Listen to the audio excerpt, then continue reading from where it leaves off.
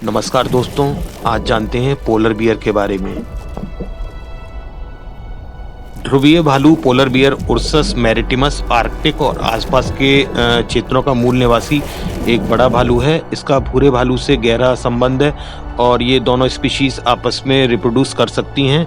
और polar bears भालुओं और carnivore animals में सबसे बड़ी मौजूदा प्रजाति है, जिसके एडल्ट मेल का वजन 300 से 800 किलोग्राम होता है। और ये पोलर बियर सफ़ेद या पीले रंग का होता है और इसमें फैट की मोटी परत होती है और ये ब्राउन बियर की तुलना में अधिक पतला होता है। और इसकी खोपड़ी थोड़ी नैरो होती है, गर्दन लंबी और कंधे पर एक कुबड़ होता है। इसके दांत तेज होते हैं और मांस काटने के लिए अधिक अनुकूल होते हैं। पंजे बड़े होते हैं जो भालू को बर्फ पर चलने और पानी में पंजों को पतवार की तरह चलाने की अनुमति देते हैं। और IUCN के अकॉर्डिंग ये असुरक्षित प्रजाति है और इसकी फैमिली उर्सिडे है।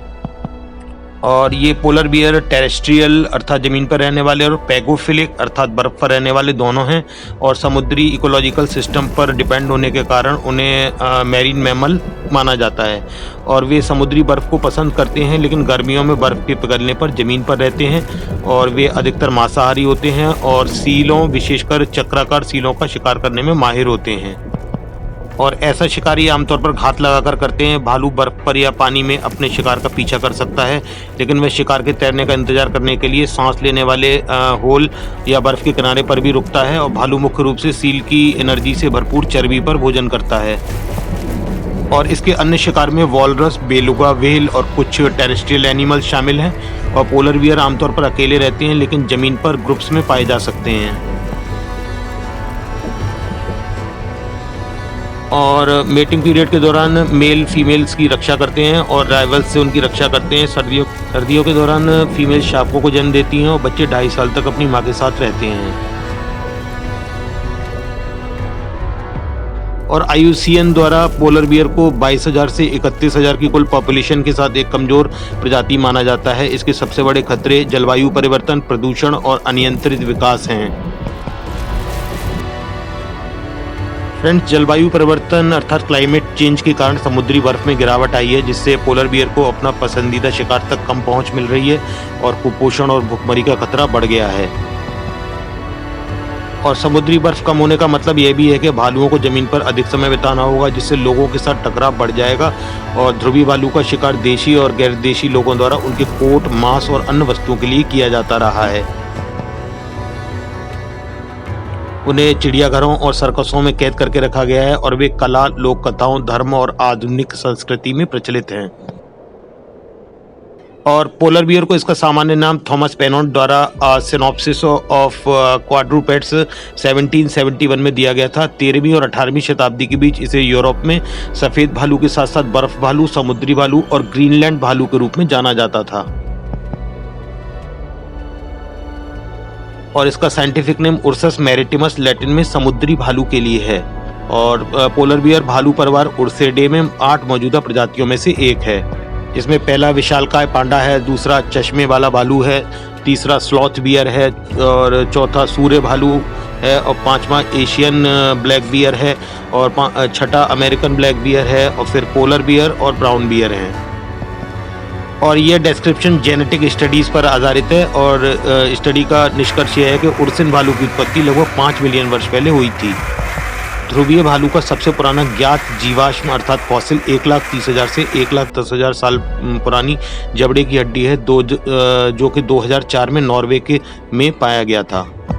और 20वीं सदी में साइंटिस्ट ने अनुमान लगाया था कि ध्रुवीय भालू सीधे तौर पर संभवतः पूर्वी साइबेरिया या अलास्का में भूरे भालुओं की आबादी से निकला है। और 2010 के एक अध्ययन में अनुमान लगाया गया कि ध्रुवीय भालू का वंश लगभग 1,50,000 साल पहले अन्य भूरे भालू से अलग हो गया था। और इसका प्रेगनेंसी पीरियड 7 to 9 मंथ्स और लिटर साइज 2 है। और अधिक व्यापक जेनेटिक स्टडीज़ ने इस विचार का खंडन किया कि ध्रुवीय भालू सीधे भूरे भालू के वंशज हैं और पाया गया कि दोनों प्रजातियां अलग अलग सिस्टर लिनिएजेस हैं। और ध्रुवीय भालू और भूरे भालू के बीच कुछ जेनेटिक सिमिलरिटीज़ इनके इंटरब्रीडिंग का परिणाम है। 2022 की एक स्टडी में अनुमान लगाया गया है कि यह भूरे भालू से 10 लाख साल पहले अलग हो गया था। और मेल आमतौर पर 200 to 250 सेंटीमीटर लंबे होते हैं और उनका वजन 300 से 800 किलोग्राम तक होता है, जबकि फीमेल्स 200 सेंटीमीटर तक की होती हैं और उनका वेट 300 किलोग्राम तक होता है। और मेल पोलर बियर के सिर भी फीमेल की तुलना में आनुपातिक रूप से बड़े होते हैं और पोलर बियर के वजन में वर्ष के दौरान उतार चढ़ाव होता है क्योंकि वे फैट जमा कर सकते हैं और अपने वजन का 50% तक बढ़ा सकते हैं। तो 130 से 160 सेंटीमीटर तक की इनकी ऊंचाई हो जाती है और इनकी टेल 126 अर्थात 5 इंच लंबी होती है। रिकॉर्ड में सबसे बड़ा पोलर बियर 1002 किलोग्राम का था और इनके टीथ की संख्या 34 से 42 है और दांत भूरे भालू की तुलना में अधिक मांसाहारी आहार के लिए अनुकूलित होते हैं। उनके दांत लंबे, नुकीले और अधिक दूरी पर होते हैं और भूरे भालू के पंजे बड़े होते हैं और आगे के पंजे पीछे की तुलना में चौड़े होते हैं। अन्य भालू प्रजातियों की तुलना में पैरों पर अधिक बाल होते हैं जो बर्फ और समुद्री बर्फ पर कदम रखते समय गर्मी और फ्रिक्शन प्रदान करते हैं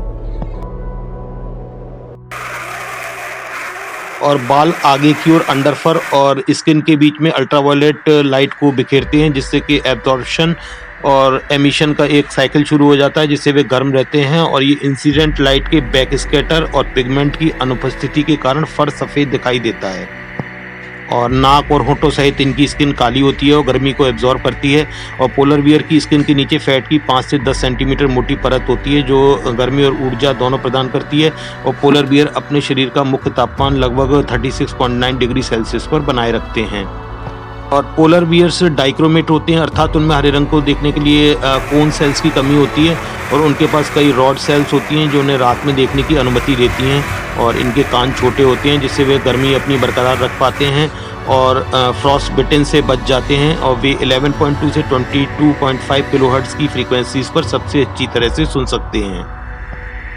पोलर बियर्स आर्कटिक और निकटवर्ती क्षेत्रों में निवास करते हैं और उनकी सीमा में ग्रीनलैंड, कनाडा, अलास्का, रशिया और नॉर्वे का स्वालबार्ड द्वीप समूह शामिल है और पोलर बियर्स नॉर्थ पोल से 25 किलोमीटर दूर तक देखे गए हैं और पोलर बियर एक वर्ष में 3500 स्क्वायर किलोमीटर से लगभग 38,000 स्क्वायर किलोमीटर तक के क्षेत्रों की यात्रा कर सकते हैं जबकि बहती बर्फ उन्हें आगे बढ़ने की अनुमति देती हो और बर्फ की स्थिति के आधार पर एक भालू प्रतिदिन औसतन 12 किलोमीटर तक की यात्रा कर सकता है और ये औसतन 40 किलोमीटर प्रति घंटा की अनुमानित गति से दौड़ सकते हैं लेकिन आमतौर पर लगभग 5.5 किलोमीटर प्रति घंटा की गति से चलते हैं और पोलर बियर भी सक्षम तैराक होते हैं और 6 किलोमीटर प्रति घंटा की स्पीड से तैर सकते हैं और एक स्टडी में ये पाया गया कि वे एक समय में 3.4 डेज तक तैर सकते हैं और औसतन 154 किलोमीटर तक चल सकते हैं और ये साल भर एक्टिव रहते हैं और हाइबरनेशन सिर्फ फीमेल्स में ही होता है। तो फ्रेंड्स, अगर वीडियो अच्छा लगा हो तो लाइक ज़रूर करें। मिलते हैं फिर एक नई वीडियो में, तब तक के लिए नमस्कार।